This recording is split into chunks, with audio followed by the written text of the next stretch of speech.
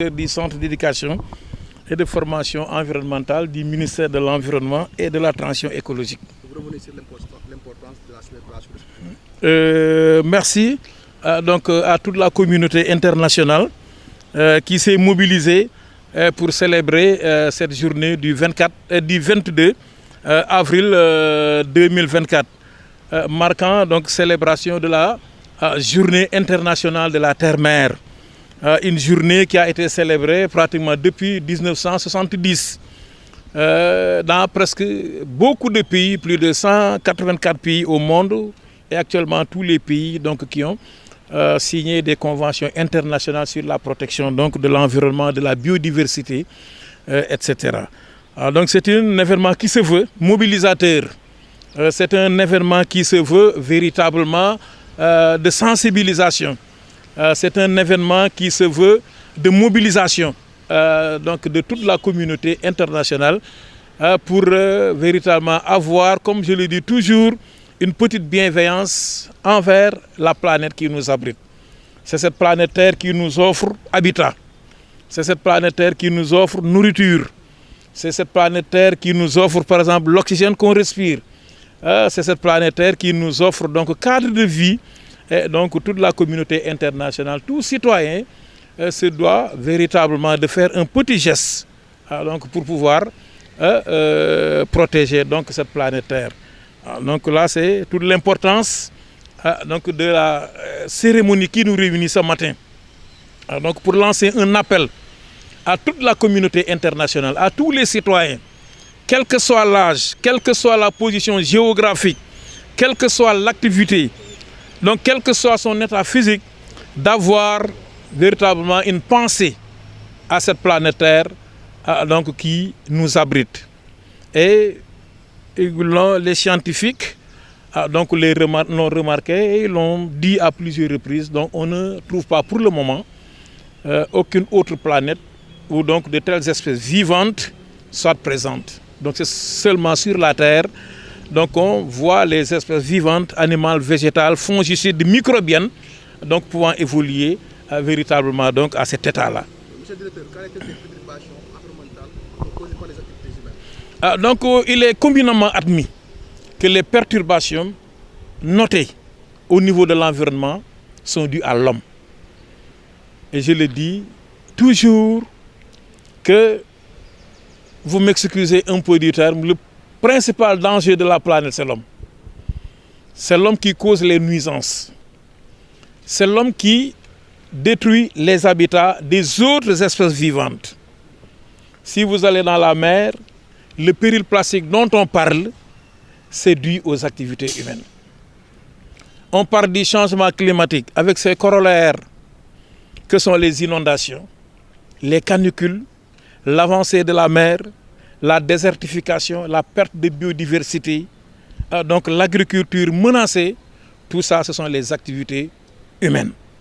Donc il va falloir que l'homme, donc qui véritablement partage la planète avec les autres espèces vivantes, se doit de revoir sa copie. Donc il nous faut véritablement nous arrêter un certain moment et dire que ça ne peut plus continuer. Parce que cette planète, comme vous dites, donc nous la partageons avec d'autres espèces et les autres espèces ne dégradent pas de la même manière que l'homme. Donc la principale source de dégradation de l'environnement, retenez la chose suivante, donc c'est l'homme. Et quelles sont les conséquences que cela peut entraîner? Les conséquences sont là visibles donc à toutes les échelles. Le changement climatique qui est l'un des défis majeurs de ce siècle, donc qui a fini de perturber donc l'atmosphère, qui a fini de perturber la Terre. Donc on parle maintenant de migration climatique, les îles qui sont noyées par l'avancée, la montée des eaux, l'agriculture ne tient plus ses promesses, l'élevage n'en parlons pas, l'avancée de la mer, donc des populations côtières donc, qui sont obligées donc, de quitter en laissant donc, culture, en laissant coutume, en laissant us, en laissant activité. Donc économique, je veux parler des pêcheurs, donc au niveau du monde rural, la sécheresse qui gagne du terrain. Et si cette sécheresse gagne du terrain, l'agriculture, l'élevage sont mises à rude épreuve. alors bonjour le mouvement vers les centres urbains. Et tout le monde se rencontre au niveau du centre urbain par le biais de l'exode rural. Bonjour la promiscuité. Bonjour donc l'insécurité. Bonjour donc véritablement l'occupation anarchique de l'espace. Bonjour donc l'occupation des zones non aedificantes et bonjour les inondations. Donc il va falloir qu'on s'arrête. Donc on parle du changement climatique, le péril plastique, donc toute forme de nuisance, la perte de biodiversité, la déforestation, les espèces animales, végétales qui disparaissent. Et l'on nous parle de presque plus de 8 millions d'espèces donc, qui ont disparu de la Terre.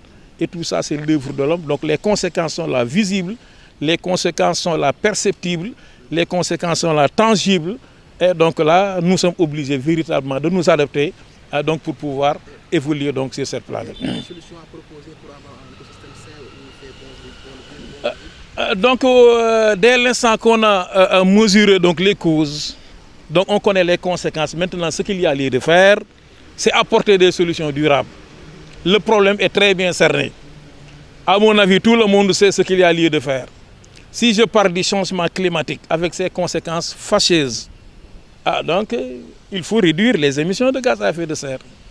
Donc c'est cette augmentation des émissions de gaz à effet de serre qui en est la cause. Donc faisons des gestes pour réduire nos consommations d'énergie fossile. Donc pour réduire les combustibles et pour réduire les émissions de gaz à effet de serre. En faisant quoi? Donc en limitant nos consommations d'électricité. Les éco-gestes à la maison. Donc si vous sortez donc d'un endroit inoccupé, donc prenez le soin d'éteindre les lampes. Donc l'éducation environnementale, donc la sensibilisation, donc le covoiturage, réduire la quantité donc, de carburant fossile qu'on utilise dans les transports, en favorisant le covoiturage à l'image du TER, du BRT, des pistes de transport en commun, le vélo, la marche, le covoiturage, j'en ai parlé, donc les véhicules électriques, les véhicules fonctionnant au biogaz, les véhicules fonctionnant au biocarburant. Donc vous avez toute une panoplie donc, de mesures à adopter donc, pour réduire nos consommations. Ça, c'est le volet, par exemple, réduire des combustibles fossiles. Promouvant le biogaz, éviter donc les émissions de méthane dans les décharges, dans les zones où s'accumulent les composés organiques. Donc promouvoir le biogaz, donc, mais aussi un élément extrêmement central donc, qui nous absorbe le CO2, c'est l'arbre. Donc reboisons massivement, plantons beaucoup d'arbres. Parce que comme je le dis toujours, il est beaucoup plus facile de planter un arbre que de se départir de son climatiseur. Parce qu'on a tellement l'habitude d'utiliser ces conforts, de telle sorte que pour s'en départir, actuellement avec le véhicule, c'est difficile. Mais quand même, plantons des arbres. Parce que l'arbre est un puits de carbone. Plantons massivement des forêts pour avoir donc des éléments qui absorbent massivement le CO2.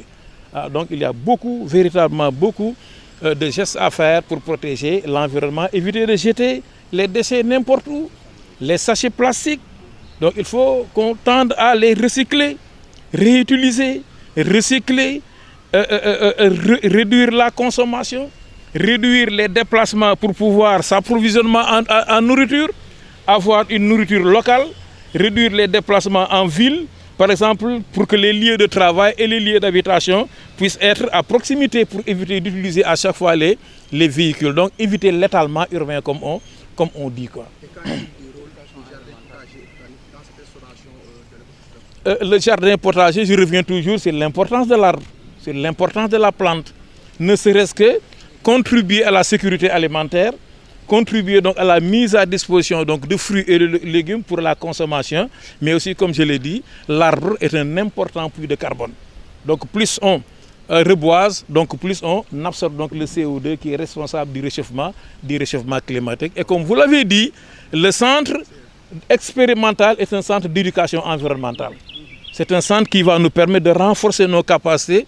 Déjà, en plantant l'arbre tout à l'heure, je me suis rendu compte que parfois on nageait dans l'erreur. Donc le responsable, M. Gueye, nous a donné un cours magistral sur la façon de planter un arbre.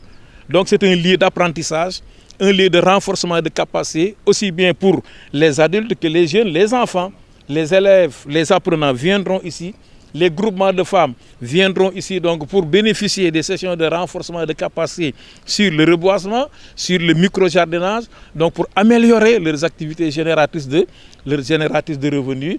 Et donc tous les acteurs seront conviés et ce sera un centre d'expérimental. Parce qu'on aura même des systèmes solaires thermiques qui seront installés ici, donc pour voir comment utiliser le solaire pour la cuisson. Donc nous allons expérimenter donc ce qu'on appelle les foyers améliorés, comme on appelle les fourneaux Jambar, donc dans le pays pour éviter donc d'utiliser à chaque fois ou bien de réduire nos quantités donc de charbon issues donc du bois et des forêts. Et le rôle du centre sur la sensibilisation, sur l'adoption des éco-gestes pour contribuer à... Donc le centre d'éducation et de formation environnementale a pour principale mission, par exemple, de promouvoir l'éducation à l'environnement et au développement durable.